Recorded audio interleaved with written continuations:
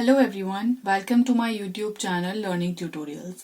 आज की इस वीडियो में हम स्टार्ट कर रहे हैं बायोलॉजी का नया चैप्टर हेरिडिटी एंड एवोल्यूशन। तो ये जेनेटिक्स होता है, यहाँ पर जेनेटिक्स के बारे में हम लोग पढ़ेंगे। तो यहाँ सबसे पहले हमें पढ़ना है कि हेरिडिटी क्या होता है। हेरिडिटी का मतलब होता है यहाँ पर transfer of character from parents from one generation to another generation. One generation to another generation का मतलब है कैरेक्टर्स का ट्रांसफर होना पेरेंट्स टू ऑफस्प्रिंग्स, एक जनरेशन से दूसरी जनरेशन। मतलब पेरेंट्स से ऑफस्प्रिंग हुआ इसका मतलब। तो कुछ कैरेक्टर्स होते हैं बच्चों में जो कि अपने पेरेंट्स से आते हैं, और कुछ कैरेक्टर्स ऐसे होते हैं जो अलग भी होते हैं, जो उनके पेरेंट्स के जैसे नहीं होते। फॉर एग्जाम्पल कुछ बच्चों में देखते हैं कि उनका आईज या उनके हेयर कलर उनके मदर या फादर से मैच करते हैं। तो जो सिमिलैरिटीज होती हैं, कैरेक्टर्स जो सिमिलर होते हैं, उसको हम कहेंगे हेरिडिटी। और जो कुछ चेंजेस होते हैं, कुछ चेंजेस हो सकते हैं, जैसे कि किसी बच्चे में अगर देखा हो तो किसी का ईयरलोब जो होती है वो उनकी स्किन से अटैच होती है, और किसी की ईयरलोब स्किन से अटैच नहीं होती है, और वो उनके मदर और फादर में नहीं थी और बच्चे में आ गई। तो मतलब उसमें चेंजेस हैं, तो वो चेंजेस आ सकते हैं, तो वो उसे कहते हैं हम लोग वेरिएशन। तो कुछ कैरेक्टर्स पेरेंट्स के जैसे सिमिलर भी होते हैं और कुछ कैरेक्टर्स डिफरेंट भी देखने मिलते हैं। तो यही हमारा जेनेटिक्स कहलाता है। Study of heredity and variation को ही हम जेनेटिक्स कहते हैं। जेनेटिक्स में हमें यही सब पढ़ना होता है, similarities, dissimilarities, heredity and variation. फिर उसके बाद है यहाँ पर नेक्स्ट जीन। जीन यहाँ पर डीएनए का पार्ट होता है, जो जीन यहाँ पर डीएनए का पार्ट होता है जो कि एक पर्टिकुलर फंक्शन को परफॉर्म करता है। ये मैं बताती हूँ आपको डायग्राम से थोड़ा सा। हमने पढ़ा था सेल में कि हमारे पास जैसे कि एक सेल है, और ये सेल है हमारा। सेल में न्यूक्लियस होता है, ये न्यूक्लियस है, और न्यूक्लियस में क्रोमोसोम्स होते हैं। अब मैं ऐसे ही बना देती हूँ रफली डायग्राम। अब मैं इन क्रोमोसोम्स को बाहर निकालती हूँ, बाहर निकाल के दिखाती हूँ। तो कुछ इस तरह से हम लोग क्रोमोसोम्स बनाते हैं। मैं सिर्फ रफ डायग्राम बना रही हूँ। ये कुछ इस तरह से हमारे क्रोमोसोम्स होते हैं। फिर जो क्रोमोसोम्स होते हैं यहाँ पर, वो क्रोमोसोम्स जो हैं वो यहाँ पर डीएनए होता है इनके साथ। मैं ऐसे दिखा देती हूँ।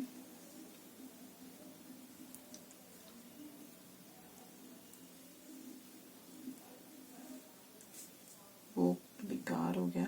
क्रोमोसोम्स यहाँ पर डीएनए का ही कंडेंस फॉर्म होता है। तो यहाँ पर जो डीएनए का एक वो सेगमेंट या वो पार्ट जो एक फंक्शन को परफॉर्म करेगा, उसको हम कहते हैं जीन। मान लीजिए वो ये हो जो कि एक फंक्शन परफॉर्म करेगा। उसको कोई भी फंक्शन दे दिया जाए हमारी बॉडी में, जैसे कि उसको हमारे हेयर का कलर के लिए देखना है, हेयर कलर या आईज का कलर, ये सब कुछ जीन फंक्शन परफॉर्म कर रहा है। ये सब काम जो है वो जीन करेगा। फिर उसके बाद है यहाँ पर नेक्स्ट एलील। एलील जो है यहाँ पर वो जीन की ही ऑल्टरनेट या फिर डिफरेंट फॉर्म को एलील कहते हैं। इसको भी समझते हैं, एग्जाम्पल्स है। यहाँ मैंने 2 डीएनए बनाए हैं। अच्छा, ये भी पता होना चाहिए कि जो हमारी बॉडी में क्रोमोसोम्स होते हैं वो पेयर में होते हैं। एक मेल से आता है, एक फीमेल से आता है। इसी तरह जीन भी पेयर में होते हैं। तो यहाँ पर एलील जीन से ही निकल रहा है एलील। तो यहाँ पर ही मैंने डीएनए बनाया है। डीएनए का जो एक पार्ट होगा वो यहाँ पर जीन होगा। पेयर में होते हैं इसलिए मैंने ये 2 बनाए यहाँ पर।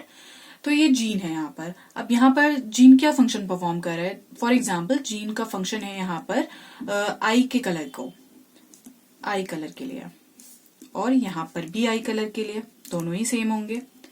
लेकिन इसका जो आई कलर है एक जीन का वो ब्राउन है और एक का ब्लैक है।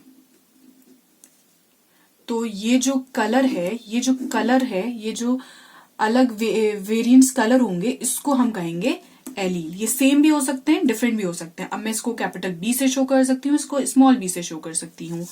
तो ये हमारा कैपिटल बी स्मॉल बी जो होगा यहाँ पर, ये एलील कहलाएगा। अब ये सेम भी हो सकते थे। अब ये ब्राउन है तो मैं हो सकता है ये भी ब्राउन हो। अगर ये ब्राउन होगा तो ये कैपिटल बी हो जाएगा। तो ये भी यहाँ पर दोनों कैपिटल भी हो जाएंगे, इसको हम कहेंगे एलील। ठीक है, फिर उसके बाद है यहाँ पर नेक्स्ट टर्म हमारी होमोजाइगस।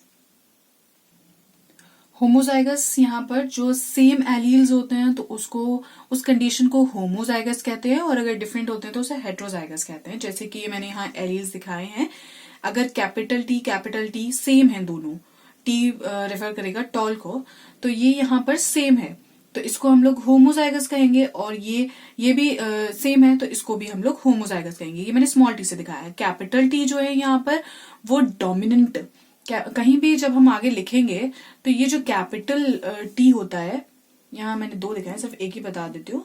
तो जो भी हमारा कैपिटल में हम लिखते हैं कैपिटल लेटर में, यहाँ पर वो डोमिनेंट कैरेक्टर होता है हमारा, और जो स्मॉल वाला होता है वो रेसेसिव होता है। यहाँ पर नेक्स्ट हेट्रोजाइगस, जो मैंने भी बताया था कि अगर डिफरेंट एलील्स होते हैं, जैसे कि कैपिटल टी और स्मॉल टी दोनों अलग अलग हैं, एक डोमिनेंट है, एक डोमिनेंट कैरेक्टर है, एक रेसेसिव कैरेक्टर है, तो इसको हम हेट्रोजाइगस कंडीशन बोलेंगे। फिर है यहाँ पर नेक्स्ट फिनोटाइप, और कैरेक्टर को हम लोग जेनेटिक्स में ट्रेट लिखते हैं। जो कैरेक्टर्स होता है उसको यहाँ जेनेटिक्स में ट्रेट बोलते हैं। ये एक डिस्टिंग्विश कैरेक्टर है, जो जेनेटिकली हमें टर्म बोलनी होती है वो ट्रेट बोलते हैं। फिर है यहाँ पर नेक्स्ट हमारा फिनोटाइप। फिर है यहाँ पर नेक्स्ट टर्म हमारी फिनोटाइप। फिनोटाइप, जीनोटाइप, ये सारी ही टर्म्स अभी हमें आगे बहुत यूज करनी होंगी, तो प्लीज बेसिक समझ लेना चाहिए ताकि आगे प्रॉब्लम ना हो। फिनोटाइप का मतलब होता है यहाँ पर कि जो कैरेक्टर्स हम किसी में ऑब्जर्व कर सकते हैं देखकर, ऊपर से कोई भी चीज देख लें, जैसे कि अगर कोई फ्लावर है या कुछ भी है तो उसका हम कलर बता सकते हैं, पर उसमें जो उसका जेनेटिक कॉम्पोजिशन होगा अंदर, वो जो होता है वो यहाँ पर जीनोटाइप कहलाता है।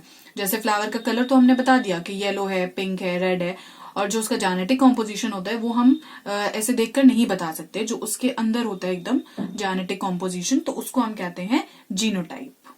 उसके बाद है यहाँ पर next chromosome. Chromosome thread like structure होता है जो कि न्यूक्लियस में सेल में प्रेजेंट होता है, डीएनए का बना होता है, इसे हम क्रोमोसोम्स कहते हैं। ये तो मैंने अभी आपको ये इस डायग्राम में बता ही दिया था क्रोमोसोम्स के बारे में। क्रोमोसोम्स हमारे पेयर्स में होते हैं। हमारी बॉडी में 46 पेयर ऑफ क्रोमोसोम्स होते हैं, 46 नंबर में क्रोमोसोम्स होते हैं, एंड 23 पेयर्स में होते हैं। 23 पेयर्स में होते हैं और 46 नंबर ऑफ क्रोमोसोम्स होते हैं, जिसमें से कि एक जो पेयर होता है इसका, वो हमारा सेक्स डिटरमाइन के लिए होता है, वो हम बाद में पढ़ेंगे। फिर यहाँ पर नेक्स्ट डीएनए। डीएनए का फुल फॉर्म होता है यहाँ deoxy ribo nucleic acid. DNA जो है यहाँ पर वो एक जेनेटिक मटेरियल होता है जो किसी ऑर्गेनिज्म में प्रेजेंट होता है, उसको हम लोग डीएनए कहते हैं। डीएनए हमें पता है डबल हेलिकल स्ट्रक्चर होता है जो कि वॉटसन एंड क्रिक ने दिया था। डीएनए जो है यहाँ पर वो 2 पॉलीन्यूक्लियोटाइड चेन होती हैं जो कि एक दूसरे के एंटी पैरेलल होती हैं। ये देखिए, ये मैंने यहाँ पर डीएनए का डायग्राम बनाया हुआ है। ये इसकी 2 पॉलीन्यूक्लियोटाइड चेन होती हैं, एक ये और एक ये, जो एंटी पैरेलल एक दूसरे के आ रही हैं, इसको कह रहे हैं ये। फिर यहाँ पर the smallest unit of DNA is called nucleotide. इसकी जो सबसे छोटी यूनिट होती है उसको हम न्यूक्लियोटाइड कहते हैं।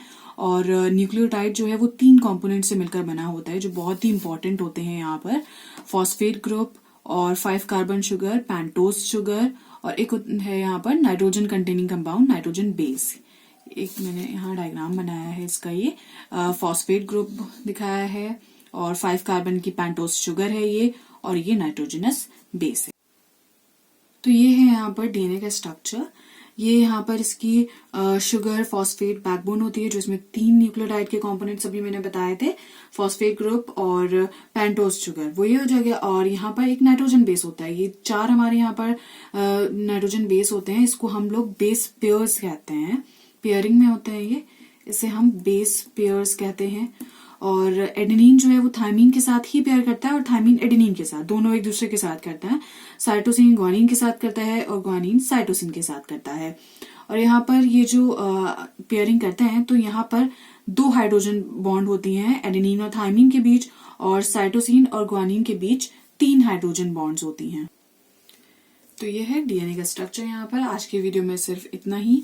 नेक्स्ट वीडियो में हम आगे पढ़ेंगे law of segregation, monohybrid and dihybrid cross. Video पसंद आए तो प्लीज इसे लाइक, शेयर और सब्सक्राइब कीजिए। Thank you so much for watching my video.